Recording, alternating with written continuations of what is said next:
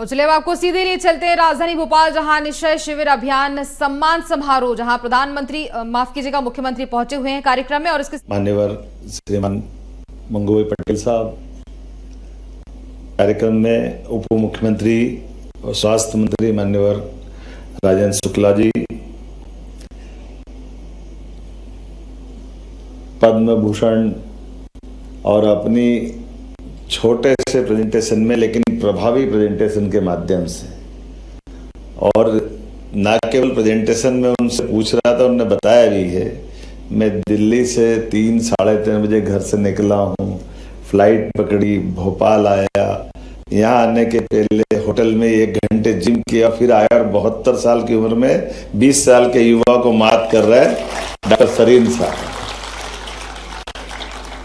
यही तो हमारे लिए शांति दूत है या स्वास्थ्य के दूत है, जिनके लिए, जिनने जीवन में मिशन बना करके हमारे बीच टीबी और खासकर आप तो लीवर के क्षेत्र में बड़ा काम कर रहे हैं। आपने सब प्रकार से हम सबको भी ज्ञानार्जन भी किया, एहसास कराया कि इस दिशा में हमको जरूर बढ़ना चाहिए। मंच पर विराजमान हमारे अध्यक्ष जनजाति प्रकोष्ठ के माननीय दीपक खांडेकर जी, ACS KS Gupta ji, PS Sandeep Yadav ji, इस अवसर पर प्रदेश भर से आए सभी सम्मानित अतिथिगण, स्वास्थ्य क्षेत्र में अलग अलग प्रकार से अपना अपना योगदान दे रहे सभी महानुभाव, और सबसे बड़े हमारी 2 टीवी क्या बताया, सेनानी चैंपियन, वाह जोरदार, पूरा अभिनंदन करो हमारे बीच में। हमारे मंडला से आए बेगा भाई ने, क्या बहन तो ऐसी है चली जैसे कोई वंदे भारत मेट्रो चल रहा, ठक ठक ठक ठक ठक ठक, और भाई भी कम नहीं पड़ा, इन्हें भी मेरे को लगा कहीं टेका पाया लगाना पड़ेगा, और चलता रही गाड़ी, चलते चलते आखिरी तक पहुंचा कि माने। ये बड़ा अच्छा एक तरह से किसी मंच पर अपने खुद के ऊपर बीती हुई बातों के आधार पर हमने अपने जीवन में बड़ी विजय प्राप्त की, इनके लिए अभिनंदन, जोरदार अभिनंदन। दोनों कार्यक्रम एक साथ, निक्षय शिविर के 100 दिवसीय का समापन और लीवर को लेकर के जो माननीय डॉक्टर साहब ने कहा है, मैं बधाई देना चाहूँगा हमारे माननीय स्वास्थ्य मंत्री और उप मुख्यमंत्री माननीय राजेंद्र शुक्ला जी को, पूरे विभाग को, जिन्होंने इस क्षेत्र में हमारे सरकार का गौरव।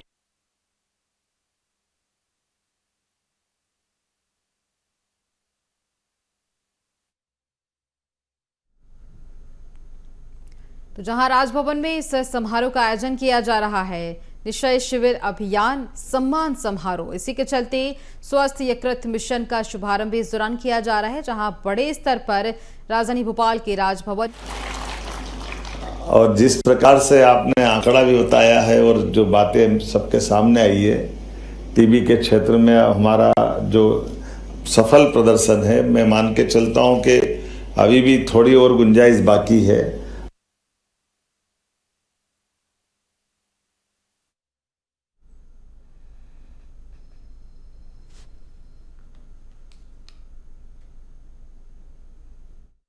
हमारे यहाँ पूरा प्रदेश टीबी मुक्त हो जाए, यह हमारे सामने मेहनत के साथ यशस्वी प्रधानमंत्री ने 2030 का टारगेट रखा है, लेकिन उम्मीद करेंगे आप तो 28 तक कर दो, ये और अच्छी बात है। इस प्रकार से स्पीड है, निश्चित रूप से उसमें सफलता मिलेगी। और हमारे महामहिम एक एक चीज, खासकर हेल्थ के मामले में तो ये हमारे हेल्थ के दूत है। सिकल सेल एनीमिया हो, किसी प्रकार की ऐसी बीमारियां, जिन बीमारियों को लेकर के माननीय महामहिम जिस चिंता के साथ लगे रहते हैं, आमतौर पर गवर्नर इन सारी बातों से कभी कभार एक आध साल में एक आध कार्यक्रम ले ले, लेकिन वो मिशन मोड में अपनी पूरी क्षमता योग्यता के साथ, सक्रियता के साथ, अब मैं तो यही मुश्किल में पड़ रहा हूँ। हमारे महामहिम की ये जो सक्रियता है, इनने उम्र को भी पीछे छोड़ दिया, 80 से बाहर के लगते ही नहीं कि 80 के, लेकिन जिस ढंग से आप सक्रियता के साथ काम कर रहे हैं, वाकई ये हमारे लिए प्रेरणा के पुंज हैं। आपके इस मन के संकल्प को मैं धन्यवाद देता हूं। सरकार के मुखिया होने के नाते से आपका हमारा ये आशीर्वाद मिलता रहे, हम सभी क्षेत्रों में काम करते रहे। हमारी प्राचीन संस्कृति बहुत अद्भुत है। 10 सुख माने गए हैं प्राचीन समय से, लेकिन 10 सुख में पहला सुख निरोगी काया। हमारे लिए स्वस्थ शरीर ये सबसे बड़ा धन है, और इसके लिए दुनिया के कई सारे देश, डॉक्टर साहब ये आपने सही कहा कि हमारे लिए लीवर का ऑपरेशन कराना पड़े और लीवर तक जाना क्यों पड़े, या किसी प्रकार की बीमारी से, तो हमारे यहाँ तो प्राचीन काल से पतंजलि से लगाकर घेरंड संहिता तक हर एक ने हमारी अपनी जीवन शैली में, और ये वाकई हमारी संस्कृति की विशेषता है कि हमारे सभी व्रत, त्योहार, पर्व, हमारे खान पान, दिनचर्या, जीवन की ये जो हमारी त्योहार आधारित पद्धति है, त्योहारों पे हमारे लिए मौसम के फल का खास करके आप अंदाज लगा लो, अक्षय तृतीया पे हमारा अपना फल कौन सा होना चाहिए, हमारे लिए बाकी के जीवन में भी चतुर्मास के अंदर क्या खाना चाहिए, कैसे पीना, कैसे जीवन जीना चाहिए। और भोजन के लिए आपने तो 3 घंटे का कहा है, कई सारे क्षेत्रों में सूर्यास्त के बाद ही भोजन से बचने का जो संदेश दिया है, और हमारे लिए एक एक चीज का वही महत्व है। सच में हमारे लिए परमात्मा ने ये जो शरीर दिया है, 84 लाख योनियों के बाद ये शरीर हमको मिलता है, और इसीलिए जो पतंजलि जी ने कल्पना की है कि हमारा शरीर उसी रूप में वापस जाए जैसे जिस रूप में परमात्मा ने हमको नवजात शिशु के रूप में दिया था, कोई बीमारी निरोग रहते हुए जैसे पका हुआ फल अपने आप डाल से गिरता है, ऐसा हमारा जब शरीर छूटे तो हम सब प्रकार के स्वस्थ शरीर के लक्षण लेकर के इस यात्रा को पूरा करें। मेरी अपनी ओर से एक बार पूरे कार्यक्रम की बधाई, बहुत बहुत धन्यवाद। बहुत बहुत धन्यवाद माननीय मुख्यमंत्री जी आपके ओजस्वी विचारों के लिए। और अब स्वर्णिम अवसर है जब हम आग्रह कर रहे हैं आज के कार्यक्रम के अध्यक्ष माननीय राज्यपाल महोदय जी से कि वे इस पुनीत अवसर पर स्वस्थ भारत, स्वस्थ मध्य प्रदेश की दिशा में हम सभी का मार्ग प्रशस्त करने की कृपा करें। बहुत ही आदर के साथ निवेदन है। सभी का नमस्कार। 100 दिवसीय निक्षय शिविर अभियान सम्मान समारोह एवं स्वस्थ यकृत मिशन का शुभारंभ कार्यक्रम में अपने बीच उपस्थित माननीय मुख्यमंत्री श्री जो एवरडी है, जो 108 बोलते हैं, 108 कभी भी भूला हो तो इमरजेंसी आ जाते हैं, ऐसे हमारे सक्रिय मुख्यमंत्री डॉक्टर मोहन यादव जी, उसी प्रकार के डेप्यूटी सीएम राजेंद्र शुक्ल जी, अपर मुख्य सचिव राजभवन केसी गुप्ता जी, प्रमुख सचिव स्वास्थ्य एवं चिकित्सा शिक्षा विभाग श्री संदीप यादव जी, अध्यक्ष जनजाति प्रकोष्ठ राजभवन दीपक खांडेकर जी, भाई श्री राठी जी, संचालक institute of liver library science नई दिल्ली डॉक्टर शिव कुमार सरीन जी, कार्यक्रम में उपस्थित सभी महानुभाव भाई और बहनों, टीबी विजेता, निक्षय मित्र एवं चिकित्सागण, मीडिया के मित्रों, प्रथम तो राष्ट्रीय टीबी उन्मूलन कार्यक्रम के तहत 100 दिवसीय निक्षय शिविर अभियान सम्मान समारोह में आए सभी मानवता सेवियों का राजभवन की ओर से मैं हार्दिक स्वागत करता हूं। ताली तो बजनी चाहिए, स्वागत मैंने आपका किया है।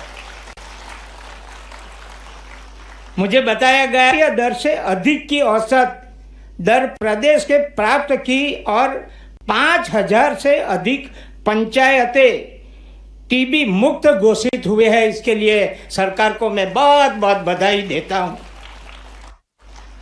टीबी उन्मूलन प्रयासों में मंत्री श्री, सांसद श्री, विधायक श्री, जनप्रतिनिधि, बैंक, कॉर्पोरेट हाउस, कलेक्टर एवं अधिकारियों की सहभागिता और जन सहयोग से प्राप्त हो रहा है।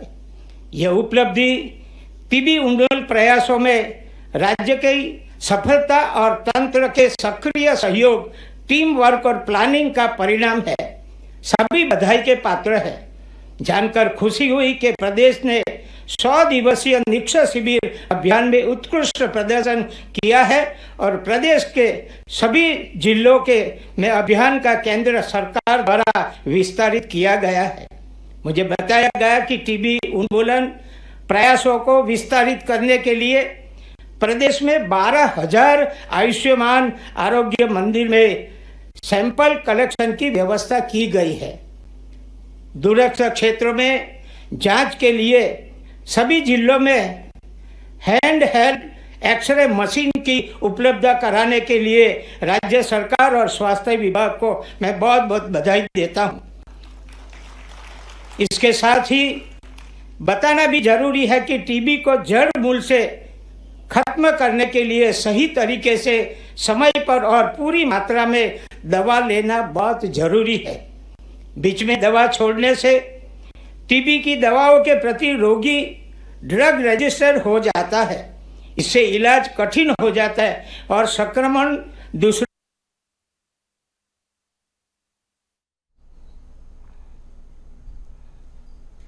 निक्षय शिविर अभियान, जी हाँ, क्षय यानी कि टीबी का रोग, और इसी टीबी के रोग से दूर होने के चलते बड़े स्तर पर यह शिविर का कार्यक्रम किया जा रहा है। शिविर अभियान सम्मान समारोह, जहां स्वस्थ यकृत मिशन का शुभारंभ भी इस दौरान किया गया और राजधानी भोपाल के राजभवन में ये समारोह चल रहा है। ये तस्वीरें भी आप देख सकते हैं। टीबी जिसको है मास्क पहने।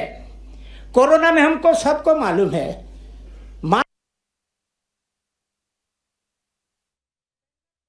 हो गया, क्योंकि श्वासोच्छ्वास की क्रिया जो है एक दूसरे में आए तो उसको जल्दी इसकी असर हो जाती है। और उसके जो टीबी वाले के पेशेंट है उसके बर्तन भी अलग रहने चाहिए और बच्चे वहाँ खेलते रहे, ऐसा नहीं होना चाहिए। ऐसा घर का वातावरण भी बनाने की हमको वो जो मरीज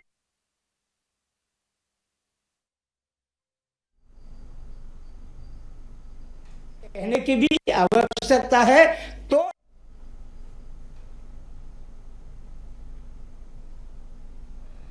चुनौती non alcoholic fatty liver disease के रूप में तेजी से उभर रही, इससे देश के करीब 20 से 30% वयस्क पीड़ित है।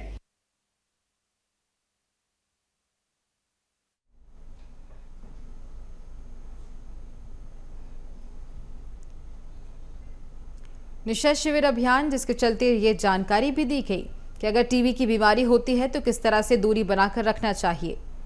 पहचानते हुए निरोगी काया अभियान के द्वारा 34 लाख से अधिक यहाँ जांच की गई है और आज हमारे वहाँ जो आए हैं उन्होंने, जो महानुभाव ने लीवर के बारे में बताया, मैं समझता हूँ कि लीवर के लिए एक वर्कशॉप हो गया।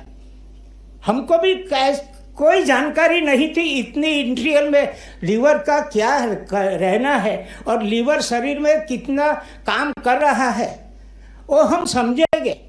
यह पोस्टर में भी बताया है कि लीवर के मरीज या टीबी के मरीज को क्या क्या खाना, व्यायाम करना, ज़्यादा पानी पीना। कहीं कभी अभी तो प्राइम मिनिस्टर ने बोला कि मिलेट का खाओ जो अच्छी तरह पाचन हो जाता है। आजकल के यंगस्टर तो जाते हैं पिज़्ज़ा खाने के लिए और पिज़्ज़ा खाते खाते साथ में थम्स अप की बोतल रखते, क्योंकि पचा नहीं पाते। यहाँ भी कोई खाता होगा तो मालूम पड़ता होगा, मगर थम्स अप की बोतल रखो और पिज़्ज़ा खाओ और थम्स अप के लगाओ। ऐसा हमारा शरीर हो गया है। लीवर शरीर में कितना महत्व का भाग है वो हमको समझना पड़ेगा। मैं चिकित्सक को बहुत बहुत शुभकामना देता हूं कि यहाँ आकर हम सबको मालूम पड़ गया कि हमारा शरीर में लीवर क्या कर सकता है। मैं समझता हूं घर जाके सभी अपने मेजर पट्टी से माप ले लेना जो डॉक्टर ने बताया है, तभी हमको मालूम पड़ेगा। भैया शरीर को अच्छा रखने के लिए व्यायाम बहुत जरूरी है। खाना माप में, शुगर हो तो भी सामने कुछ आ गया मीठा दबा लो, इंसुलिन ज्यादा ले लेंगे, टैबलेट 2 ले लेंगे, उसमें से कुछ नहीं होता। एक दिन के लेंगे मगर तो शुगर तो बढ़ेगी। और शुगर को कंट्रोल रखने में लीवर की बात हो तो कितना महत्व की बात है शुगर को भी कंट्रोल रखना। मैं समझता हूँ आरोग्य विभाग ने जो टीबी का काम किया है और लीवर का आज वर्कशॉप हो गया है, उसके लिए सरकार को बहुत बहुत बधाई देते हुए, और हमारी चैंपियन बेटी आकर इतना अच्छा कह गई कि मेरे को टीबी था, अच्छा हो गया। अगर मैं दूसरी टीबी वाले को मदद करती हूँ, ये भाव जो है टीबी पेशेंट में जो भाव आया है वो बहुत बढ़िया है। हम तो अच्छे हो गए मगर जो दूसरा है उसको भी हमको बचाना है। मैं सभी जो जिसने किट दिया है, वो चाहे कलेक्टर हो, सांसद हो, कोई भी हो, उसको मैं बहुत बहुत बधाई देता हूं। क्योंकि कभी कभी बोलते हैं चमड़ी टूटती मगर दमड़ी नहीं छूटती, मगर ऐसे लोगों ने, कई लोगों ने ऐसे किट बांटकर टीबी पेशेंट को अच्छा किया है। उसके लिए बहुत बहुत मैं भगवान को प्रार्थना करता हूं कि उसका अच्छा जीवन रहे।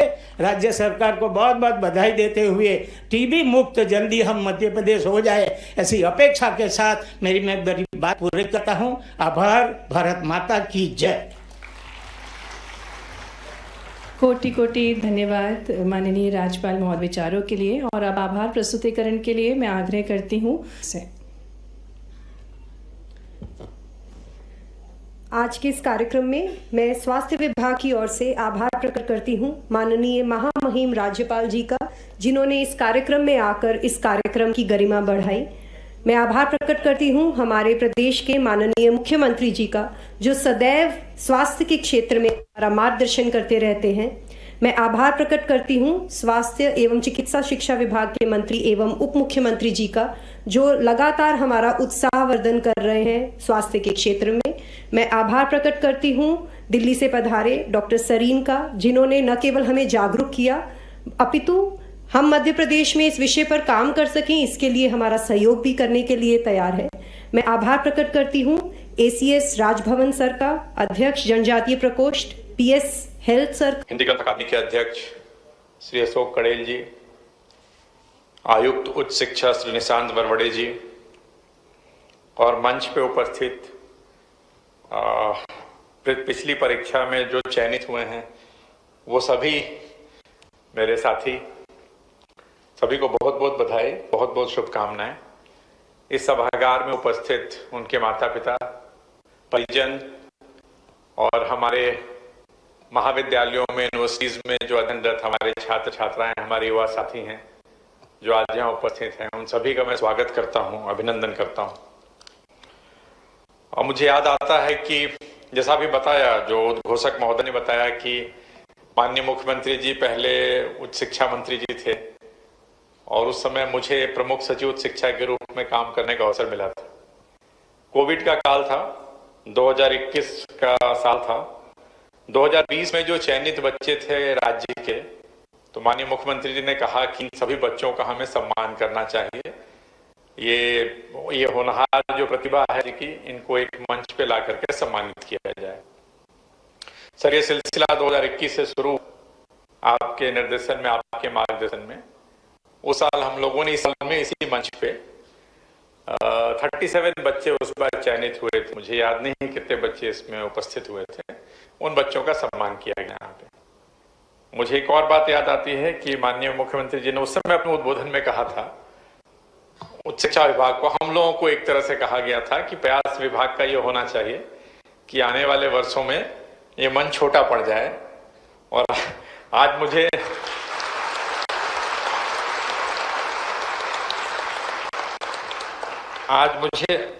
अत्यंत प्रसन्नता है, गर्व की भी अनुभूति हो रही है कि पिछले वर्ष 2024 के जो सिविल सर्विसेज एग्जाम्स हुए हैं, उसके जो रिजल्ट आए हैं, अभी तक हमारे पास 60 बच्चों ने, 60 बच्चे हैं, 60 बच्चे हैं जिन्होंने, जो MP के हैं, मध्य प्रदेश के हैं, इस स्टेट के हैं, जिन्होंने सफलता प्राप्त की है।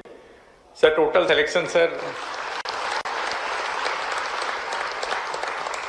सर टोटल सिलेक्शन सर 1009 बच्चों का हुआ है सर इस एग्जाम में अक्रॉस द कंट्री। 1009 बच्चों में से सर 60 बच्चे इस स्टेट से हैं सर। ऑलमोस्ट 6% है सर, बहुत बड़ी उपलब्धि है। सभी को बहुत बहुत बधाई और हम सब के लिए सर एक काफी मोटिवेटिंग फैक्टर है सर, और मेरे युवा साथी जो सुन रहे हैं सर उनके लिए भी है सर। सर इस कार्यक्रम का सर सीधा प्रसारण डिफरेंट सोशल मीडिया प्लेटफॉर्म्स के माध्यम से हमारे 571 सर गवर्नमेंट कॉलेजेस हैं, उनमें बच्चे इस कार्यक्रम को देख रहे हैं। करीब 850 हमारे प्राइवेट कॉलेजेस हैं, उसमें बच्चे इसको देख रहे हैं सर। हमारी गवर्नमेंट यूनिवर्सिटीज हैं 19 के आसपास, वो लोग इससे जुड़े हुए हैं। हमारी प्राइवेट यूनिवर्सिटीज हैं 57, वो जुड़े हुए हैं। कहने का मतलब ये है सर कि आज का कार्यक्रम सर युवाओं को, हमारे छात्र छात्राओं को काफी प्रेरणा देता है सर, जिससे उनको आगे और इसमें इस प्रकार के एग्जाम्स को क्लियर करने में या इस प्रकार के अपने लिए गोल सेट करने में मदद मिलती है सर। सर मैं ये भी उल्लेख करना चाहूंगा सर, नाम सिर्फ इसलिए ले रहा हूं रेफरेंस के लिए सर, कि इसमें सर ऐसे छात्र भी हैं सर जिन्होंने संस्कृत विषय में संस्कृत सब्जेक्ट लेकर के भी सर यूपीएससी की परीक्षा पास की है। मेरे समझ से वो मंच पे होंगे यतीश अग्रवाल, इन्होंने आईआईटी दिल्ली से सर एमटेक किया सर, उसके बाद संस्कृत पे। यतीश है क्या यहाँ पे सर? खड़े हो जाओ सर, ये यतीश अग्रवाल है सर, बैठिए सर। इसके साथ सर जैसे ये सर ये महेश्वर से हैं सर, धार से हैं सर। सर चंदेरी से सर विवेक यादव हैं सर, हिंदी मीडियम में सर उन्होंने परीक्षा पास की सर। सर एमपी में सर जैसा हम जानते हैं सर हमारा माध्यम हिंदी रहा है सर, और हमारे कॉलेजेस वगैरह में हिंदी माध्यम से पढ़ाई होती है, तो कहीं भी सर ये कोई डीमोटिवेटिंग या लिमिटिंग फैक्टर नहीं है सर कि हिंदी में परीक्षाएं पास नहीं कर सकता आदमी। अपने सामने, आपके सामने ज्वलंत उदाहरण है कि कोई भी चीज ऐसी नहीं है जो आप नहीं कर सकते हो हिंदी माध्यम अगर आपका है तो वो सोच अपने मन से निकालनी है सर। सर विदिशा के सर पाली गांव के प्रशांत धाकड़ जी, पता नहीं है कि नहीं, वो यहाँ नहीं है sir, but he is from sir, वो विदिशा के पाली गांव के प्राथमिक स्कूल के टीचर के पुत्र हैं सर। मतलब छोटे छोटे गांव से सर पढ़ाई करके बच्चे आगे आए हैं सर। सर हिनोतिया गांव के सिवनी जिले के किसान पिता के पुत्र हैं नीलेश कुमार जी हैं यहाँ पे, ये सर नीलेश कुमार है सर। ये तो सिर्फ मैंने 2-4 नाम इसलिए लिए हैं कि हमारे जो छात्र हैं, जो बच्चे जिनके लिए हम लोग काम करते हैं, जो हमारे गवर्नमेंट कॉलेजेस में पढ़ रहे हैं, इसी प्रकार की छोटी जगहों में, मंडला में, सिवनी में, डिंडोरी में, धार में, तो कहीं भी आपको ये सोचने की जरूरत नहीं है कि ये परीक्षा है ये सिर्फ दिल्ली जा करके ही और वहीं से कोचिंग करके इस परीक्षा को आप पास कर सकते हैं। आपके सामने उदाहरण है, और ये सभी हमारे लिए एक तरह से आपके लिए मेंटोर का काम करते हैं। ये इसी राज्य से हैं, हम लोग इनकी मदद भी ले सकते हैं। जैसे बच्चे जो एस्पायर कर रहे हैं, जो तैयारी कर रहे हैं, इन सब का डेटाबेस हम आपसे शेयर करेंगे, और मुझे उम्मीद है कि ये सभी जो इस राज्य के बच्चे हैं डेफिनेटली अपने छोटे भाइयों की मदद करेंगे कि वो आगे आएं और वो भी इस परीक्षा को कैसे क्लियर किया सकता है, उसके लिए आपको मार्गदर्शन दें। इस अवसर पे आप सभी जो चयनित और सफल हुए, आपको पुनः पुनः बहुत बधाई देता हूं। एक एज अ सीनियर कलीग, बहुत लंबा कार्यकाल आपका होगा, और एक राष्ट्र के लिए, कंट्री के लिए बहुत कुछ करने का अवसर आपके पास होगा। आप सबसे यही अपेक्षा होगी, और अभी माननीय मुख्यमंत्री जी भी आपको जब मार्गदर्शन देंगे, हम यही आपसे अपेक्षा करते हैं कि एक स्टेज जहां आप अभी पहुंच गए हैं, आने वाला जो समय आपका हो, जब आप रियली, जिसको कर्म भूमि कहते हैं, जहां आप काम करने जाएंगे, आप अपना बेस्ट देंगे, और कंट्री के निर्माण में, राष्ट्र के निर्माण में, जहां भी आप जिस डिपार्टमेंट में, जिस सर्विस में, जहां भी जॉब करें, try to give your best. And जो लोगों के लिए, जो मार्जिनलाइज्ड लोग हैं, जिनको मदद की जरूरत है, उनकी आप हर संभव मदद करें। आप सभी को बहुत बहुत शुभकामनाएं।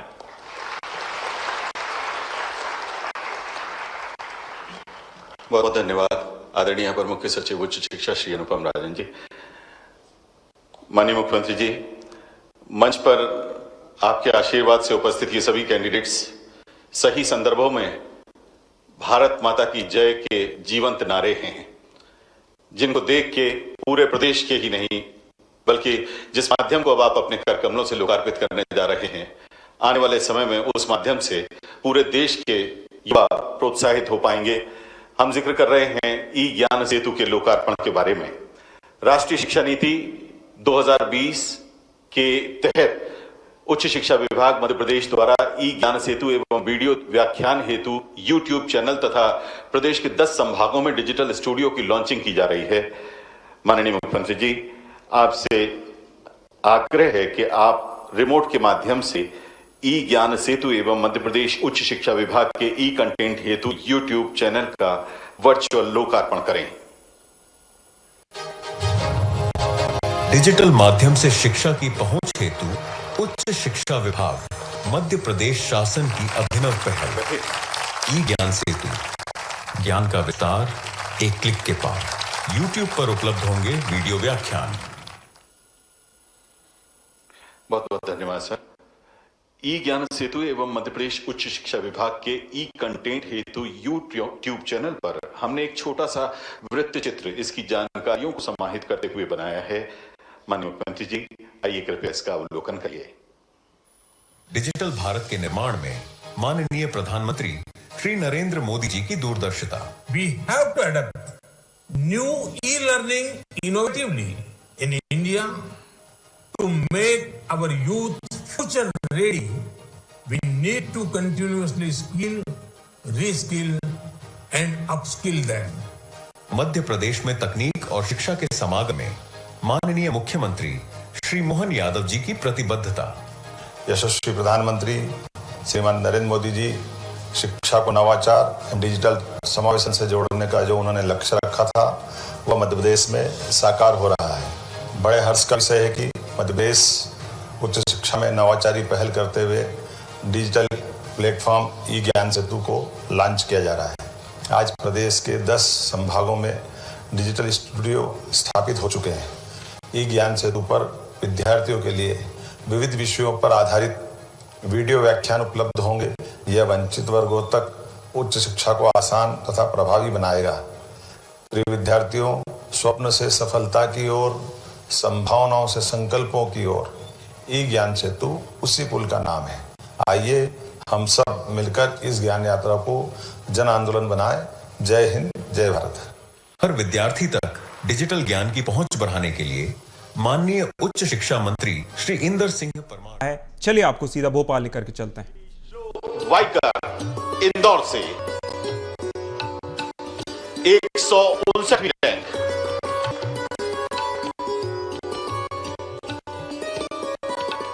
छतरपुर से 198वीं रैंक श्री आशुतोष मिश्रा जी की SIR विषय के साथ।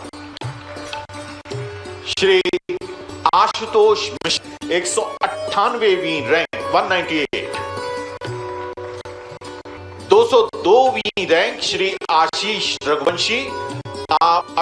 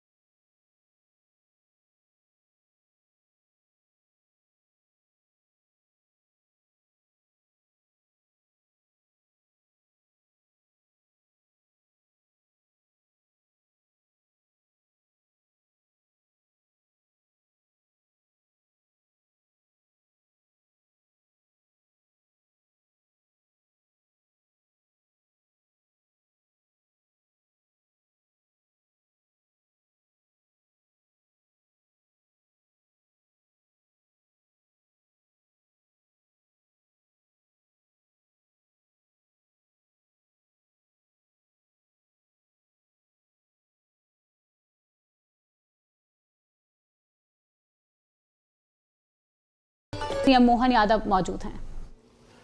हमारे हिंदी ग्रंथ अकादमी के डायरेक्टर मान्यवर अशोक कड़ेल जी, इस अवसर पर समस्त प्रतिभागी, संख्या भी थोड़ी बहुत कम हो तो बताऊं, भगवान की दया से आज तक के सारे रिकॉर्ड टूटे। जोरदार अभिनंदन करो अपने इस अद्भुत कार्यक्रम का। आजादी के बाद मध्य प्रदेश के साथ इतना मुझे बताया, राजेंद्र जी बोल रहे थे अभी, वो कह रहे कि मंच छोटा पड़ गया। हमने कहा हम तो चाहेंगे कि मंच के सामने इतने बैठे और ये पूरे हमारे भारतीय सेवा से ही चयनित लोगों का पूरा मंच हो जाए। देश का दिल मध्य प्रदेश, और देश का दिल मध्य प्रदेश है तो उसकी धड़कनों से देश को चलते होने की आदत होना चाहिए। ये हमारे लिए सौभाग्य की बात है।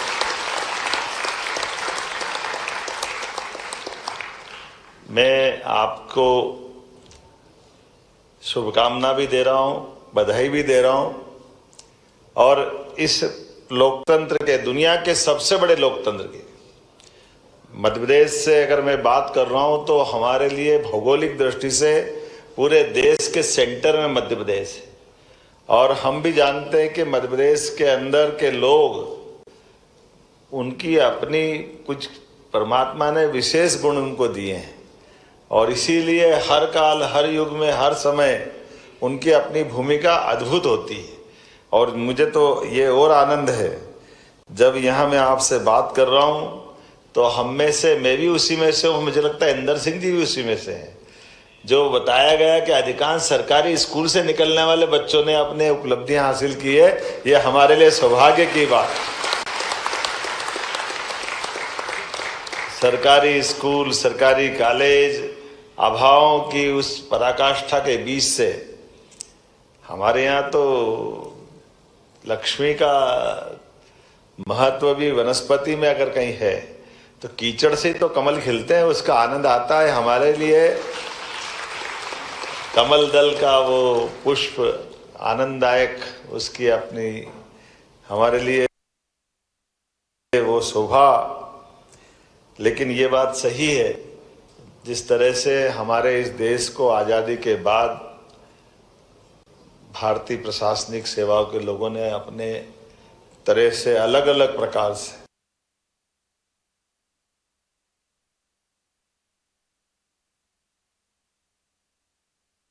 अभ्यर्थियों का सम्मान समारोह कार्यक्रम आयोजित हो रहा है। इस कार्यक्रम में सीएम डॉक्टर मोहन यादव भी मौजूद हैं। इस देश को दुनिया का सबसे बड़ा लोकतंत्र बनाया, उसमें आपका सबसे बड़ा योगदान है। मैं बधाई देना चाहूंगा हमारे सभी प्रशासनिक सेवा के अधिकारियों को, कर्मचारियों को। और क्या राज्य प्रशासनिक सेवा, चाहे राज्य के केंद्र प्रशासन में, तो मान के चलता हूं कि ये जो हमारी परमात्मा की लीला है इस अवसर पर, लेकिन कुछ उदाहरण हमको बड़े भी देखना पड़ेंगे, जिसकी तरफ से हम अपने अतीत के गौरवशाली पृष्ठ पे भी ध्यान दें। हमको मालूम है कि आज हमने 1 अटेम्प्ट, 2 अटेम्प्ट, 3, 4 में निकाल रहे हैं। आपको ये भी ध्यान में आएगा कि कौन सा ऐसा विद्यार्थी है जो फर्स्ट अटेम्प्ट में निकला, और फर्स्ट अटेम्प्ट में नहीं निकला। फर्स्ट अटेम्प्ट में भी उस समय जब अंग्रेजों के लिए, उस समय के भारत में अफगानिस्तान, पाकिस्तान, बांग्लादेश, श्रीलंका, भूटान, ये जो पूरा बेल्ट एक था, उस समय आईसीएस होती थी। और आईसीएस की उस एग्जाम में ये जो घमंड था अंग्रेजों को कि हाँ हम बहुत बुद्धिमान हैं, हमारे खून में कुछ विशेष गुण है, पता नहीं ये क्यों बीमारी हो जाती किसी किसी की, लेकिन हो जाता अहंकार। उनने अपने युक्ति बुद्धि से जब राज्य बना लिया, वो भूल गए कि ये सत्ता, सुख, राज्य, अधिकार, इसके आगे भी कुछ है। और भारत तो देने का सुख मानने वाली ये संस्कृति का भारत है, जो यहाँ पर अतीत के काल से सब कुछ लेने का नहीं, जियो और जीने दो का भाव रखने वाला भारत है। हमारे लिए सौभाग्य की बात है, इस भारत के अंदर अतीत के काल से जड़ों के अंदर जो संस्कार डले, आईसीएस की वो एग्जाम नेताजी सुभाष चंद्र बोस ने पास की थी।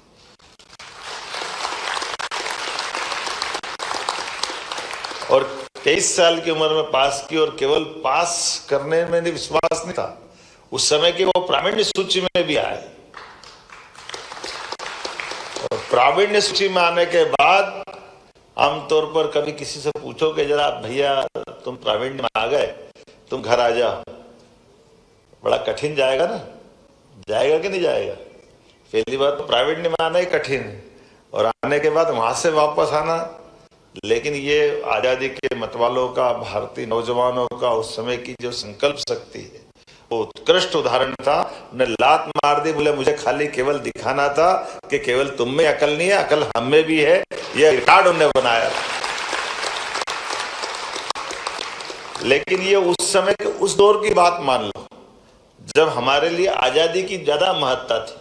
हमारी योग्यता क्षमता के आधार पर हम अपने देश की स्वतंत्रता के लिए भी काम कर रहे थे, देश के सामने भारतीय प्रतिभा का प्रदर्शन भी कर रहे थे, और देश की चुनौतियों के लिए अपने व्यक्तिगत सुख लाभ वैभव को अलग हटाकर हम अपने उस मूल उद्देश्य के लिए, आजादी के लिए जो लड़ रहे थे लोग, वो उस तरह की बात मान लें। लेकिन जब आजादी मिल गई तो इस आजादी की कीमत भी हमको याद रखना है। आजादी भारत की, स्वतंत्र भारत की दृष्टि से, समग्र भारत की दृष्टि से अगर सोचे तो 1000 साल पृथ्वीराज सिंह चौहान आखिरी बार हमारे भारत के शासक रहे। उसके बाद के काल में अलग अलग शासन की बहुत सारी धारा है, लेकिन वो धाराओं की जड़ अपने देश से नहीं जुड़ती, इसमें कोई संकोच नहीं।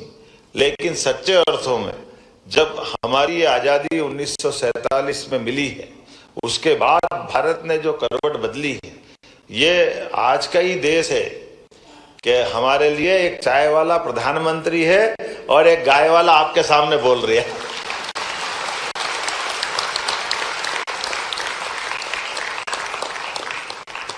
ये लोकतंत्र की खूबसूरती भी है, ये आनंद भी है।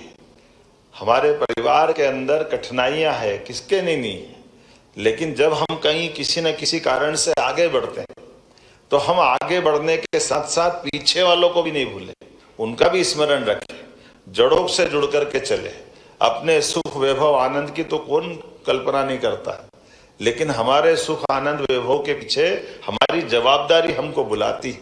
कई उदाहरण भरे पड़े, मैं 2 उदाहरण देना चाहूंगा अतीत के काल के। एक काल 2000 साल पहले का विक्रमादित्य काल का है।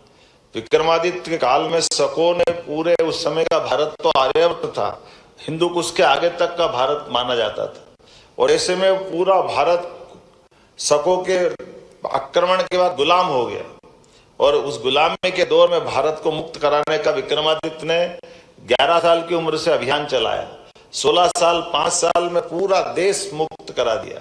लेकिन मुक्त कराने के बाद उस काल के क्रम में घटनाक्रम ये भी घटा कि शकों की राजकुमारी से विक्रमादित्य का विवाह भी हो गया। अब विवाह होने से दाम्पत्य जीवन में विक्रमादित्य अपनी धर्मपत्नी के साथ जब पूरे इस भूभाग से शकों को हटा करके अपनी सत्ता को स्थापित करते हुए जब वो अपने दरबार में बैठते हैं, तो उस समय के उस भारत के 3 बड़े बड़े टुकड़े मान लें।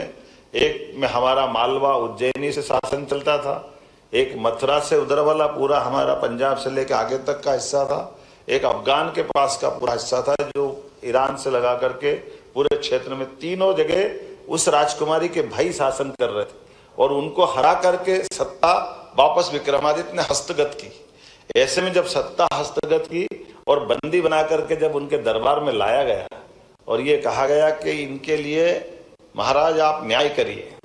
उनके साले थे तीनों विक्रमादित्य, और विक्रमादित्य के साले तीनों खड़े सामने और उनको सजा सुनाने के लिए, जैसा कि महामंत्री ने विस्तार से अपनी भाषा में वकील ने अपनी बात कर दी, लेकिन जब उनने विस्तार से कहा तो पत्नी आ गई दरबार में। उन्होंने कहा ये इनको माफ कर दो, इनको सजा ऐसी दे दो, चाहे जेल में डाल दो, लेकिन इनकी जान बख्श दो। अब विक्रमादित्य तो न्याय के लिए जाने जाते हैं। विक्रमादित्य ने कहा कि मैं अपने देश के अंदर शासन के सुशासन के लिए जाना जाता हूँ, और मेरे भले ही ये साले हों, लेकिन देश के ऊपर आक्रमण करने वाले आक्रांता हैं, इसलिए आक्रांताओं का एक एक सांस का हिसाब भी देश रख रहा है। इनको कुछ समय भी जिंदा रहना, ये मैं देश के साथ न्याय नहीं करूंगा। उसी समय 3 सालों को हाथी के पैरों से उनको दबाकर उनको उनका प्राणांत करा दिया। यह हमारा विक्रमादित्य का वो न्याय आज भी इस बात के लिए गौरवान्वित करता है कि शासन के सूत्र संभालने के बाद सत्ता की व्यवस्थाओं से जुड़े हुए लोगों को अपना किस प्रकार का चरित्र रखना चाहिए। इसलिए विक्रमादित्य को न्याय के लिए भी जाना जाता, दुनिया उस पर जीते जी भगवान राम के समान मानती है। यह अतीत का गौरवशाली पृष्ठ। एक पृष्ठ और बताता हूं, वो ज्यादा पुराना नहीं। कल ही हम अहिल्या माता के कार्यक्रम करके आए। अहिल्या महारानी के भी जीवन में यही पक्ष था। वैसे तो उदाहरण बहुत है उनके, लेकिन 2 उदाहरण केवल दूंगा।